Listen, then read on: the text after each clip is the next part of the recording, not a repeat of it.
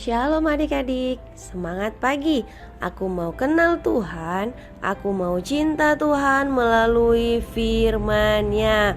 Nah adik-adik, bersyukur pagi hari ini Lausamila bisa menemani adik-adik lagi di dalam renungan harian sekolah minggu GKTB.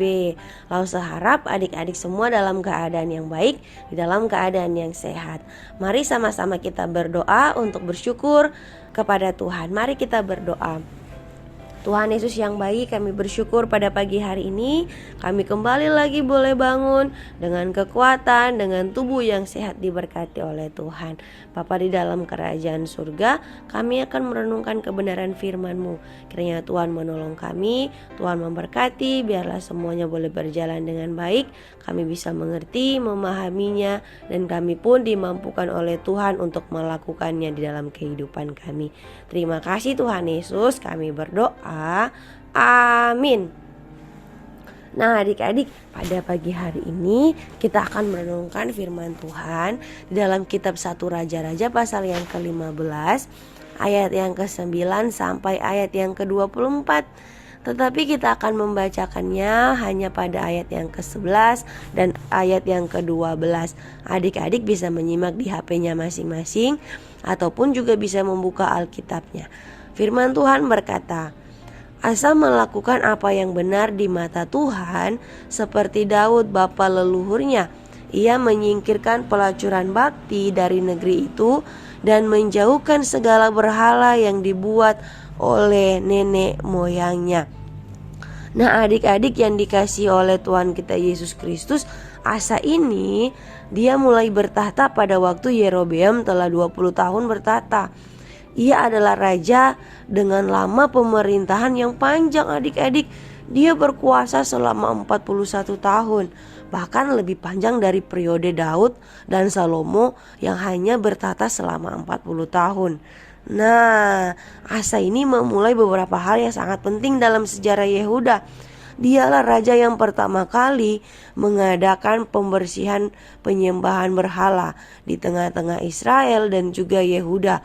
Adik-adik, kalau kita melihat pada renungan-renungan sebelumnya, banyak raja-raja yang tidak takut akan Tuhan, yang membiarkan bangsa Israel untuk menyembah kepada berhala. Nah, tetapi mulai dari Raja Asa ini, dia mulai mengadakan pembersihan, penyembahan berhala. Dia tidak mengizinkan bangsa Israel dan bangsa Yehuda untuk menyembah kepada berhala. Bahkan adik-adik yang ekstrimnya, dia pada ayat yang ke-13, dia memecat Maaka, neneknya sendiri, dari jabatan sebagai ibu suri atau ibu dari raja. Karena Maaka ini membuat patung Asyera, yaitu patung untuk disembah. Nah adik-adik, Asa karena dia takut akan Tuhan, dia sungguh-sungguh mengasihi Tuhan, sehingga dia tidak kompromi dengan dosa, sekalipun itu adalah nenek moyangnya. Sehingga dia memiliki tindakan yang tegas, yaitu memecat neneknya sendiri dari pangkat ibu suri. Wah adik-adik, kita belajar nih dari kehidupan Asa. Kita juga harus demikian ya. Kita belajar untuk mengatakan yang tidak benar, entah itu kepada teman-teman, koko cece, mama papa, ataupun sama orang-orang di sekitar kita. Kalau seumpamanya kita melihat nih orang tua kita atau papi, papa kita sementara merokok, nah adik-adik kita bisa menegur mereka dengan kasih. Ataupun mungkin ada mama atau mami kita ketika marah bisa mengeluarkan kata-kata makian, kata-kata yang kasar. Adik-adik bisa mengatakannya juga kepada mami bahwa itu tidak benar di hadapan Tuhan. Nah adik-adik yang dikasihi oleh Tuhan kita Yesus Kristus, mari kita mulai menjadi anak-anak yang sungguh-sungguh mengasihi Tuhan.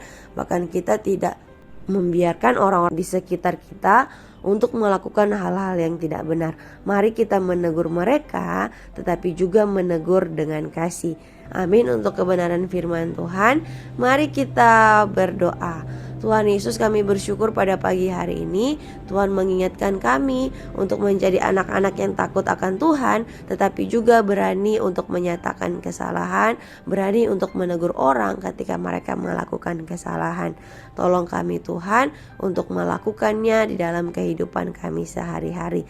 Pada hari ini kami serahkan seluruh aktivitas kami, biarlah Tuhan yang akan menolong, Tuhan yang akan memberkati kami. Di dalam nama Tuhan Yesus kami berdoa dan kami bersyukur. Amin. Nah, adik-adik, demikianlah renungan harian kita pada pagi hari ini. Kiranya Tuhan memberkati kita semua.